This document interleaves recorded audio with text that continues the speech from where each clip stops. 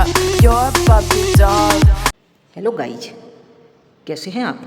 मैं डॉक्टर सीमा अग्रवाल अपने YouTube channel legal world में आप सबका स्वागत करती हूँ। मैंने अपने कुछ विद्यार्थियों के कहने पर अपकृत्य विधि से संबंधित हिंदी में वीडियोज बनाने का आप लोगों से वादा किया था और इसी वादे को पूरा करते हुए आज मैं अपकृत्य विधि से संबंधित द्वितीय क्वेश्चन करने वाली हूँ। मेरा प्रश्न है, अपकृत्य विधि से संबंधित कुछ मेंटल एलिमेंट्स अर्थात मानसिक तत्वों के बारे में बताइए। यदि हम अपकृत्य विधि की बात करते हैं तो अपकृत्य में कुछ मानसिक तत्वों का जिक्र किया गया है, जैसे कि मैलिस मीन्स विद्वेष। विद्वेष शब्द का प्रयोग दो विभिन्न भावों के अंतर्गत किया जा सकता है, जैसे कि मैलिस इन लॉ, दूसरा होता है मैलिस इन फैक्ट और इविल मोटिव। मीन्स विधि के अंतर्गत विद्वेष अर्थात इसका तात्पर्य होता है कि दोषपूर्ण कार्य या साक्ष्य या जानबूझकर किया गया कोई ऐसा कार्य जो किसी न्याय संगत हेतु अथवा प्रति हेतु के बिना किया जाए। यदि एक व्यक्ति विधि का उल्लंघन करते हुए किसी दूसरे व्यक्ति को नुकसान पहुंचाता है तो उसे यह कहने की अनुमति नहीं दी जा सकती कि उसने यह कार्य निर्दोषपूर्ण मन स्थिति से किया है। यह माना जाता है कि वह विधि के प्रावधानों को जानता है और उसे विधि के अंतर्गत कार्य करना चाहिए था, अतः वह विधि के अंतर्गत विद्वेष का दोषी है। जैसा कि आप जानते हैं, excuse of law is not excuse. यदि आप ये कहते हैं कि मुझे कानून का ज्ञान नहीं था, यह आपका एक्सक्यूज कभी भी मान्य नहीं होगा। दूसरा, जैसे कि मैंने आपको बताया है, तथ्य के अंतर्गत विद्वेष अर्थात बुरा प्रयोजन, मैलिस इन फैक्ट और इविल मोटिव। इससे तात्पर्य दोषपूर्ण कार्य का बुरे प्रयोजन से है। प्रतिवादी जब कोई दोषपूर्ण कार्य या घृणा या प्रतिशोध अथवा बुरी इच्छा के प्रभाव में आकर करता है तो यह कहा जाता है कि वह कार्य दुर्भावना या विद्वेष से किया गया है। व्यक्ति का तत्काल आशय चोरी करना हो सकता है, अर्थात चोरी का प्रयोजन बच्चों के लिए भोजन की व्यवस्था करना अथवा किसी निर्धन की सहायता करना हो सकता है। अपकृत्य विधि के अंतर्गत व्यक्ति के उत्तरदायित्व के लिए प्रयोजन प्रासंगिक नहीं है।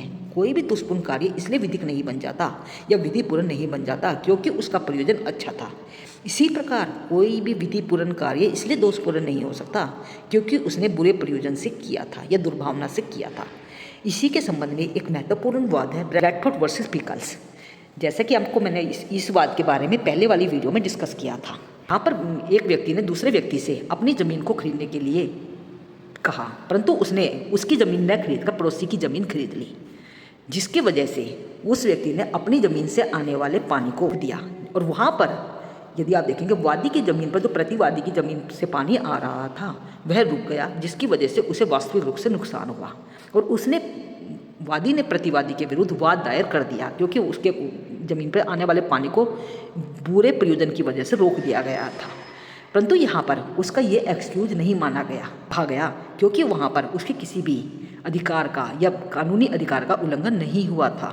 जब भले ही यहाँ पर कार्य बुरे प्रयोजन या दुर्भावना से किया था, परंतु यह कार्य विधिपूर्ण होने के कारण दोषपूर्ण नहीं कहा जा सकता। इसी के संबंध में जैसा कि मैंने आपको बताया था, दूसरा वाद था town area committee versus Prabhudayal.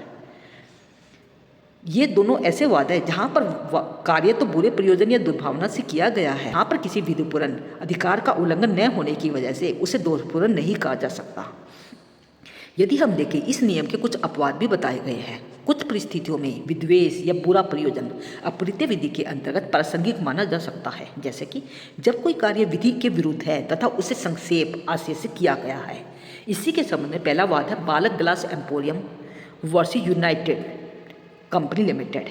यह वाद 1993 केरला का है। इस वाद में बहुमंजिली इमारत की ऊपरी मंजिल से जो प्रतिवादी के नियंत्रण में थी, पानी वादी के कब्जे वाली नीचे की मंजिल में प्रवेश कर गया। वादी एवं प्रतिवादी में इलविल के प्रमाण पाए गए और वादी को क्षतिपूर्ति पाने का अधिकारी माना गया क्योंकि प्रतिवादी ने इलविल या सदोष आशय से कार्य किया था। दूसरा, यदि आप देखेंगे, छल वाले जितने भी मुद्दे होते हैं, डिसीट, विद्वेषपूर्ण अभियोजन, क्षतिपूर्ण मिथ्योक्ति या इंजोरस फाल्सूड से संबंधित जितने भी वाद होते हैं उनमें इलविल कहीं ना कहीं महत्वपूर्ण हो जाती है और वहाँ पे यह देखा जाता है कि यदि प्रतिवादी ने कार्य दुर्भावना से किया है तो उसे दोषी ठहराया जाएगा। तीसरा है मानहानि के कुछ मामलों में भी विशेषित अधिकार अथवा फेयर कमेंट प्रतिरक्षा के रूप में प्रस्तुत किया जा सकता है जब दुर्भावना प्रासंगिक बन जाती है। षड्यंत्र के अपकृत्य में आशय दोषपूर्ण होता है एवं दुर्भावना एवं बुरे प्रयोजन में प्रतिकार में वृद्धि हो सकती है। तो ये मैंने आपको पहला एलिमेंट डिस्कस किया है जो था इल विल या विद्वेष। दूसरा मेंटल एलिमेंट होता है उपेक्षा या नेग्लिजेंस। इसका आशय होता है कि प्रतिवादी के आचरण या उसके परिणामों के प्रति पूर्ण या आंशिक अनभिज्ञता। उपेक्षा एक स्वतंत्र अपकृत्य भी माना गया है। कुछ अपकृत्यों में अपराधी मन स्थिति, त्रुटि, उपेक्षा या बुरे आशय का कोई महत्व नहीं होता तथा बिना त्रुटि या बुरे आशय या अपेक्षा के लिए प्रतिवादी दायी होता है। इससे संबंधित पहला वर्ड है राइलेंस सूची फ्लेचर। जहाँ पर एक मिल के स्वामी ने अपनी भूमि पर पानी के प्रदाय के लिए एक जलाशय का निर्माण करवाने हेतु एक स्वतंत्र ठेकेदार को नियुक्त किया और भूमि खोते समय ठेकेदारों के नौकरों को कुछ पुराने साफ्ट या नालियाँ मिली जो पड़ोसी की खान तक जा रही थी। ठेकेदार ने उस रास्ते को ठीक करने के बजाय उसे मिट्टी से ढक दिया और जब इसमें पानी भरा गया तो वह पानी उस पाइप से होता हुआ पड़ोसी की खान में भर गया और इस बाद में मिल के स्वामी ने न तो कोई उपेक्षा दिखाई थी न ही कोई बुरा प्रयोजन आशय था।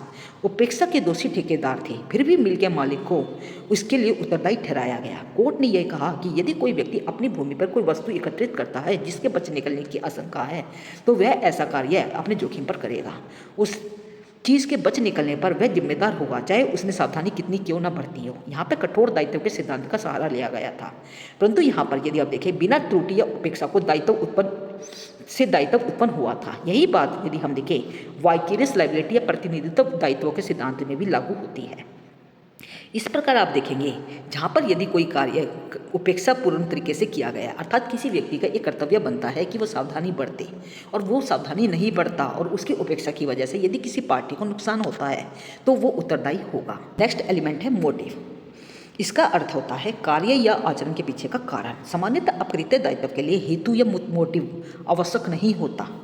यदि प्रतिवादी किसी विधिक उपचार का उल्लंघन करता है तो वह इसलिए नहीं बच सकता क्योंकि उसका मोटिव बुरा नहीं था, परंतु यदि कोई व्यक्ति दूसरे व्यक्ति के विधिक अधिकार का उल्लंघन नहीं करता परंतु उसका मोटिव बुरा है तो वह लायबल नहीं होगा। इस नियम का अच्छा उदाहरण है ब्रैडफोर्ड कॉर्पोरेशन वर्सेस पिकल्स। दूसरा उदाहरण है कीबेल वर्सेस हिकरिंग बिल। इस वाद में वादी बतखों का मालिक था। बतखें जब अपने साथी बनाने की स्थिति में थी तो प्रतिवादी ने गोली दागकर उन्हें डिस्टर्ब कर दिया। इस वाद में वादी के पक्ष में निर्णय दिया और हार्ड होल्ड जी के द्वारा यह कहा गया कि प्रतिवादी का गोली दागने का प्रयोजन वादी को क्षति पहुंचाना था, अतः दायित्व उत्पन्न होता है। तो यह मैंने आपको कुछ ऐसे मेंटल एलिमेंट्स के बारे में, कुछ ऐसी मानसिक स्थितियों के बारे में बताया है विधि में जिनको देखा जा सकता है। कई बार इन मेंटल एलिमेंट्स के बारे में भी एग्जाम्स में पूछ लिया जाता है। If you have any doubt you must put down in the comment section and don't forget to like, share and subscribe this channel for the further update. Thank you.